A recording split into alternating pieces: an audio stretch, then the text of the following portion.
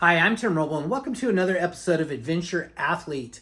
I'm going to do the after-action review on my 2021 KTM 500 EXC after riding this 4 days out at the Hammers, King of the Motos training, and a little bit of updates of what happened and what's going on with the bike. So you notice that I started this with Rekulse. I've got the auto clutch, the 4.0, installed, and just before the haters jump in and start talking about, oh, your clutch skills aren't good, this and this. I've been riding trials now for just a tad over 30 years. Anything that you can do in an event or use technology as a competitive advantage, I'm a huge fan of. I can't see why you wouldn't run a Rekulse, especially after riding the rocks out at the Hammers. How often am I stalling? Probably maybe once every 5 minutes or so, but it's the arm pump that goes with the manipulation of the clutch. Slipping the clutch, even with 1252 gearing, I'm still slipping the clutch and still working my way through things. And after doing the training and seeing Jimmy Lewis ride his two-stroke with a Rekulse auto clutch in it, definitely I thought that would be an advantage. I called Rekulse. I paid full price for this. They did kind of expedite the shipping for me to get it here and get it installed. I also have a left-hand rear brake. I don't know if you guys remember my 450 setup, but instead of having a clutch and a clutch perch and all of that here, I removed all of that in the lines, and just basically when I came down to the diaphragm for the clutch, I had that capped off. Now, I haven't installed the Rekulse yet. I haven't set it up or done any of the test rides with it. But I just wanted to say that I felt like that one little thing was something that definitely needed to be done. The Get ECU, I'm super happy with. I used the map switch that I had installed up on the bars. I played with that traction control thing. And I have to say that I really didn't find that was that useful. And so here it is. If anyone needs something like that, I got the Y splitter. Shoot me up an email. I'll sell all of this to you for $100. It's probably a $250 value or so. I don't even really know. Tubeless. So the rear worked really, really well. I had that set up. Even with this Motos tire on it, it worked really good at 4 PSI and had no problems. Since I've gotten home, what I do is I get back and I refill things, but I take notes. Tune the suspension. I actually put a little bit more sag in the bike. I went 1 clicker stiffer on compression and 4 clickers on rebound from what the stock settings were. Now I am using this Explorer fork. And you can see here that I have in Sharpie, which I always do, 147 is where I started, and I need to write that down now why I can still remember. I'm running 153 currently in the shock, and I don't ride super fast through the desert, but you can kind of see the little dust or residue there. I'm not using all of the travel, but that's pretty much in the rock. So this setup right now is I might be 1 or 2 clickers off, and I may be 1 or 2 PSI off. But overall, I have to say that this bike works really, really well. My ADD got to me. I didn't finish up with this. So I had a left-hand rear brake on my 450 and no clutch, no manual clutch. And people say, how do you do that? How do you not use a clutch? It was pretty easy. But I think when I get this set up, I'm going to do the same thing that I did on my other bike.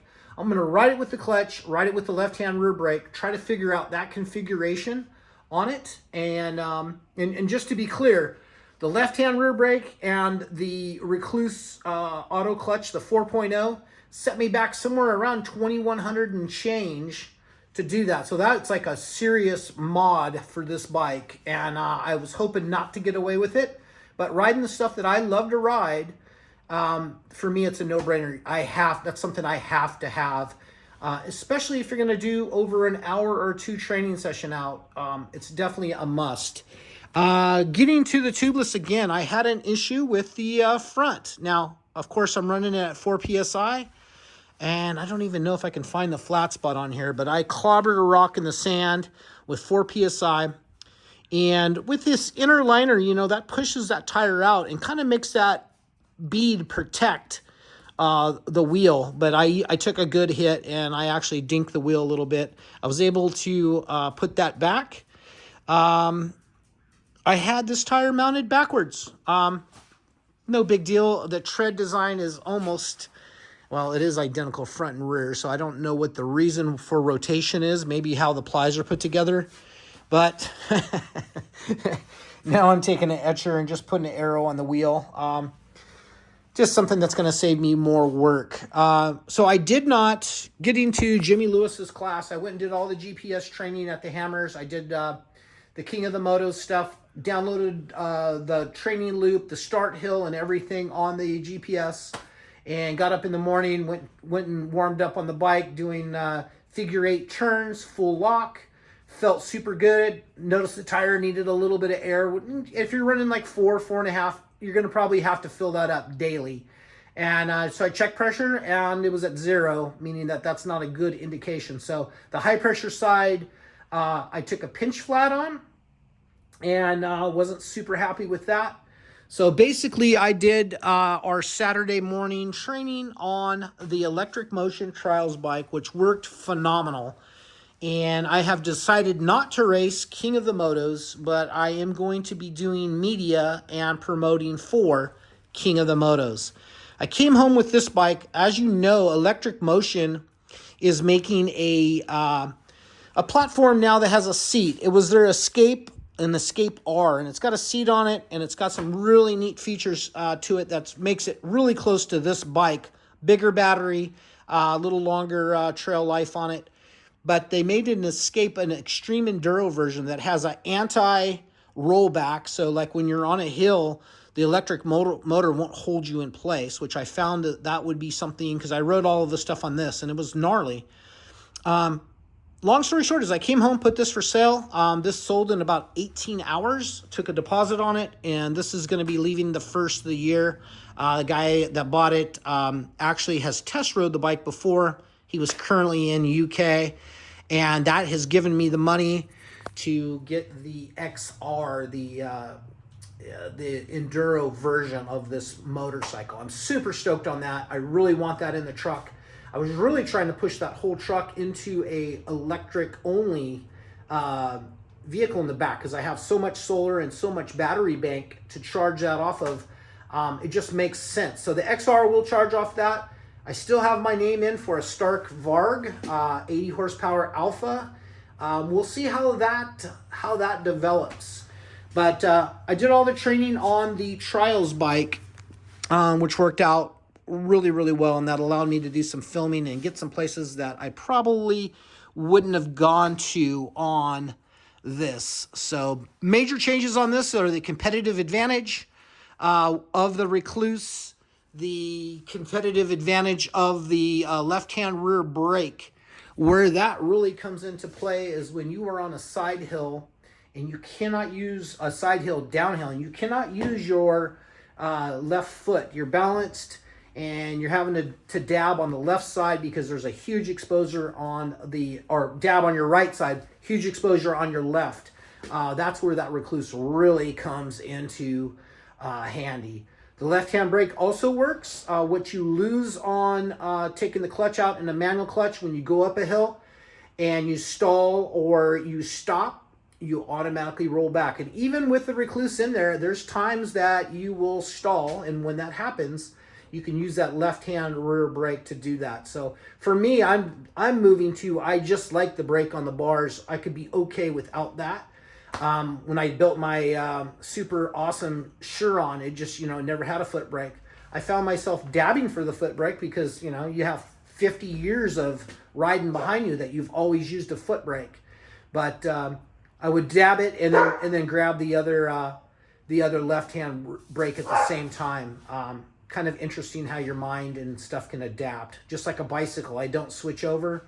But yet bicycle, front brake is on the left and right brake, rear brake is on the right. We got dogs acting crazy out here. Anyway, my solution for flats, Tim Roble style, throw money at it. I use these KKE wheel sets off of, I think I got these off of eBay. Super durable. I've had great luck with those. I raced Endurocross for a season on those, and they worked out really well. Hey, you're on video. People are going to know you're acting crazy. Anyway, so I mounted those up. The changes I did make on these is I added another liner of, see if I can find it here, Gorilla Tape on top of the going around 3 times. And I think that's going to add a little bit more cushion and work out a little bit better for this platform. So why I'm here, and I got you all on the things, life updates. I ran into a guy with King of the Motos. I believe his name is Cameron Carlson. Definitely his first name is Cameron. He's the guy that built Chainlink. And there's this crazy thing. Look it up on YouTube. Search Chainlink and Cameron Carlson, and you'll find it. And he's able to articulate it. The guy's got a super mastermind, and me and him actually think a lot alike on a lot of different theories. But he was leaving Monday morning to go to Yermo to pick up a Humvee. And if those that don't know it, and you're watching my video for the truck, this is kind of going to go into life updates right now. Humvee is a really neat platform. I absolutely love this. I'm building this into a overland camper. It's going to be a high-low. Super neat platform.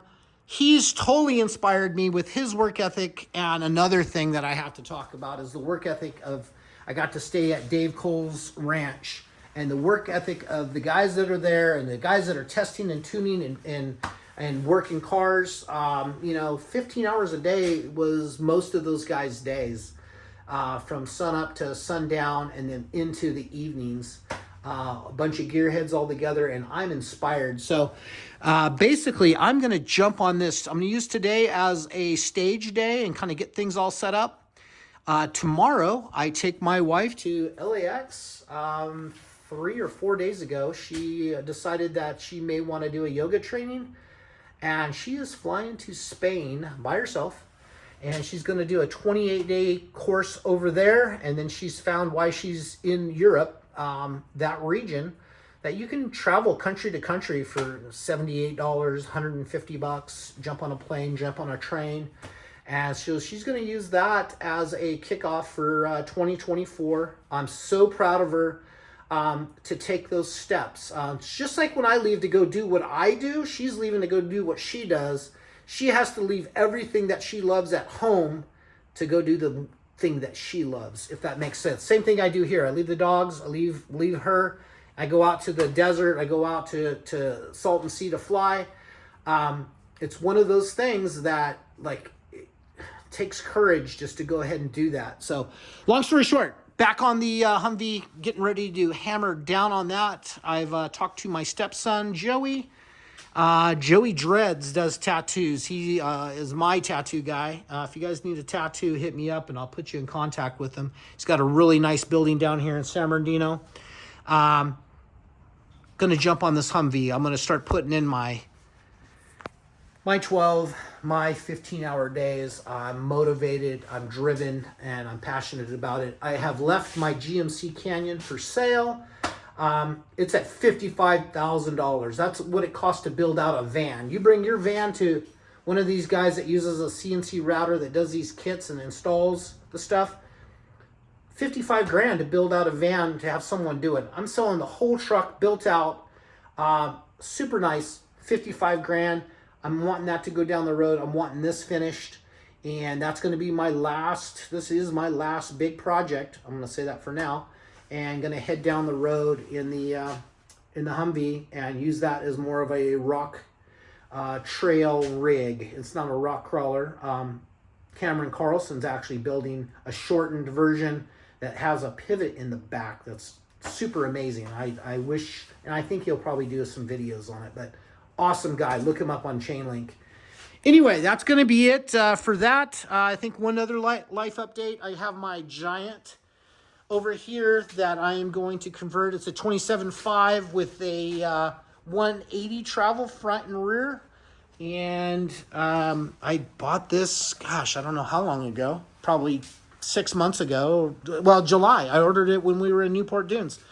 So Fox 40 fork, a 29 downhill front wheel, and then I'll run a 3.0 on that. I'm super stoked on that because that's going to be kind of my extreme bike that I'm going to use for riding some gnarlier downhill stuff, uphill flow to downhill flow. So that's going to be it on that.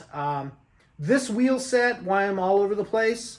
The wheel set on this bike, I have the Fatty on this. This is going to be my set of rock tires. When I wear that out, the Kinda, this is my go-to, Kinda Equilibrium, which I absolutely love. You can see how soft those tires are on this. That's my favorite go-to extreme tire. This, I believe, is the Rincon, not as flexible. And then I have one here mounted up on another wheel, and I forgot what that is. I think that's a Kinda also. But yeah, I'm going to be taking my spares with me. Dirt Tricks and Galfers going on this. I just got the bolts in. So got a lot going on, but man, I am super driven. I'm doing my 1 meal a day while my wife's gone. Slowing my drink and roll, and we're not going to be out at the karaoke and doing the bar scene. So I'm going to be here putting in the work, knocking this Humvee out and getting that as a driver for myself, or you know, when this is at a spot where it's finished, I'll probably put that for sale also. All I really need is Oscar Mike and what's in it. We'll see how that goes from there. Questions, comments. I love the community. I love the engagement. If you leave me a comment with a question, I will get back to you. Usually that's the same day unless I'm super remote. But with Starlink, it looks like I always have service no matter where I'm at. That's wonderful on Oscar Mike. I will be putting Starlink with a star mount on the Humvee, smaller, lower profile, and that should work out really, really neat. So stay tuned. I'll be starting in the next couple of days of doing updates on the Humvee. We'll transition down that. Tim Roble is going to be a Tim Roble Concepts fabricator again, and I'm going to kind of push off my bicycle training, you know, my 2 and 3 hour training rides, pushing off my motorcycle training until I get out to the Motos on the 18th. So I got about 20 some days of hardcore hammering that I'm going to knock this out, and I can actually move at a pretty decent pace on this. And I have my stepson that's going to help me a day or two on it. So things should develop really, really quick. I want to make this a total driver before I leave. That doesn't mean it's going to be done or sheeted or anything, but seats will be in it, belts will be in it, lights will be in it, so I can drive it to the store just in case the Canyon does sells. So if you got questions, comments about the 500 project and you're still with me, let me know what you want to know about that. I love the platform.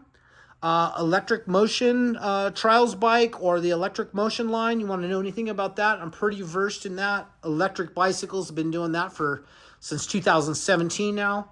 So I got some time on different bicycles and absolutely love the electric technology. You got a shop question. As you can see, TIG welder's gone. The Robbie Gordon toolkit's gone. I got to get a few more things for sale.